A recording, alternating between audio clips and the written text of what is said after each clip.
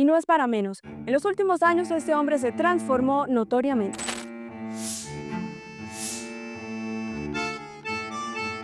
Hoy vamos a hablar de un hombre muy importante del cartel de Medellín y mi gran amigo, John Jairo Arias Tascón, alias Pinina, uno de los principales hombres de Pablo Emilio Escobar Gaviria.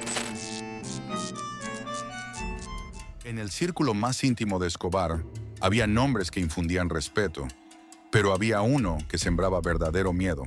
No salía en portadas, no daba entrevistas, pero todos sabían que si él aparecía, alguien iba a caer. Hoy hablaremos de Pinina, el rostro letal detrás del poder de Escobar.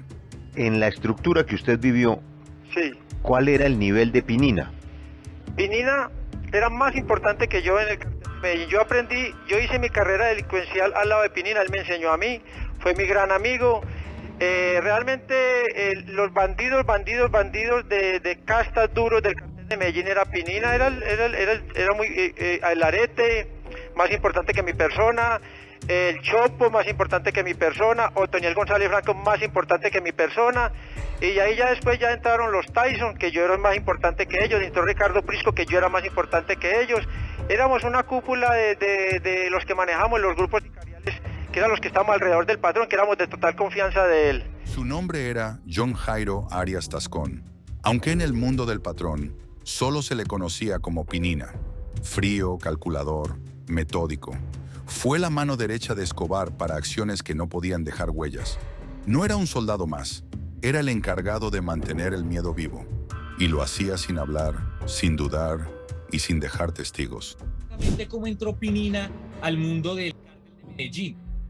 Digamos que John Jairo Arias Tascón, alias Pinina, es una segunda generación ya de bandidos, surgida tal vez a finales de los 70, comienzos de los 80, y arranca en la delincuencia común, en el mundo del AMPA de los barrios populares del Valle de Aburrá. Entonces Pinina había sido raponero, pandillero, y ya desde muy joven se había hecho conocer como sicario. Pinina era más que un ejecutor. Coordinaba operaciones, estructuraba ataques, organizaba respuestas rápidas. Cuando se necesitaba precisión quirúrgica para enviar un mensaje, él era la herramienta perfecta. Su nivel de lealtad era absoluto y su reputación dentro de la organización, intocable. Fue clave en los momentos más oscuros del conflicto.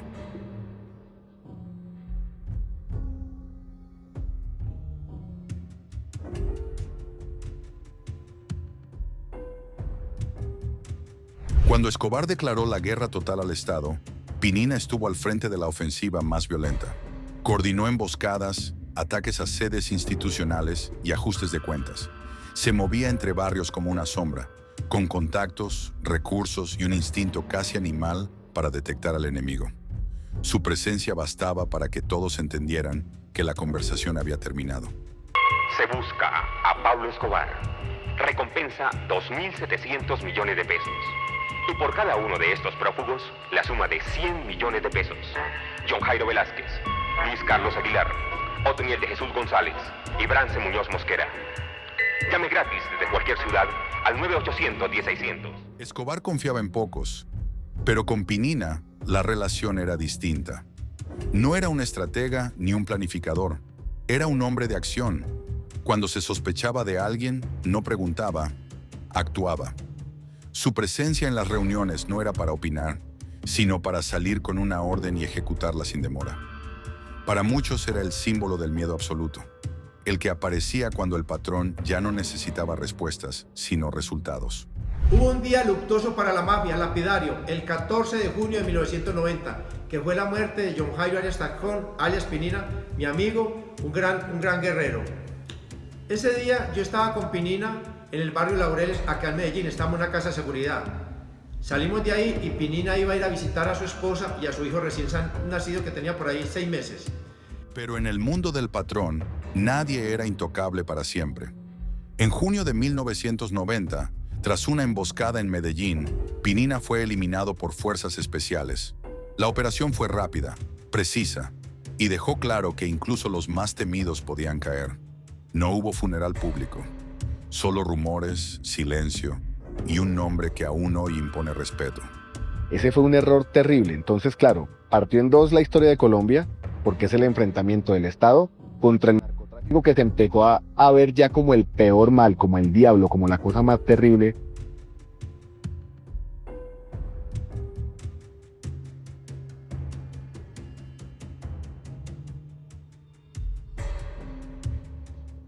Pinina no dejó memorias, no escribió libros, no dio entrevistas. Su historia se construyó a través de lo que otros dijeron de él, porque él mismo nunca reveló nada.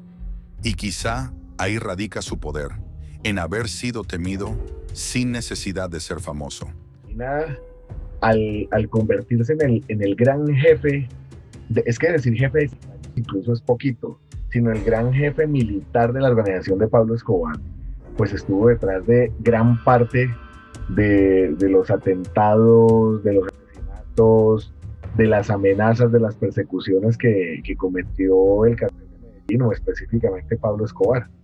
Digamos que Pablo Escobar tenía dos hombres fundamentales en su organización. Uno era el primo, Gustavo Gaviria, que era el encargado, digamos, de la labor económica, de la exportación y todo eso, y el otro era Pinina, que era el encargado de manejar lo que ligeramente podríamos denominar el ala militar.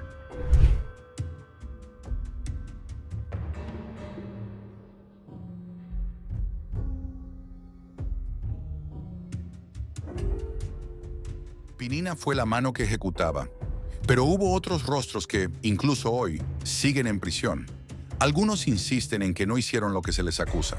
En el próximo episodio, ¿quién fue la Kika? Está en prisión, pero dice que no lo hizo. Te espero.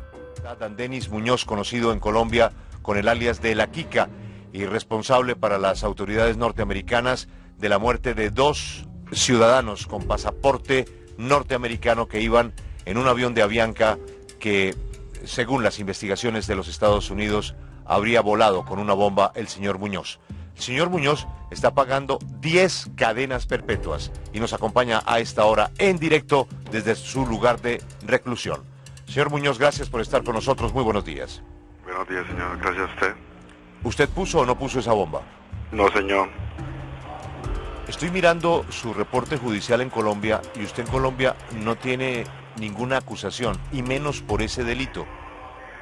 ¿Quién entonces lo acusa a usted de haber puesto esa bomba si además de esos 2 norteamericanos en ese avión iban más de 100 colombianos? Sí, señor. O sea, usted en Colombia no está acusado de haber matado a los 100 colombianos y en Estados Unidos de sí haber matado a los 2 americanos. Eso es algo muy ilógico, imagínese. En el país donde sucedieron los hechos y que ha hecho la investigación, nunca me acusaron de ello. Y en un país ajeno a los hechos, con puras mentiras, con testigos falsos, me condenaron por ello. Si esta historia te dejó pensando, imagina todo lo que aún falta por descubrir.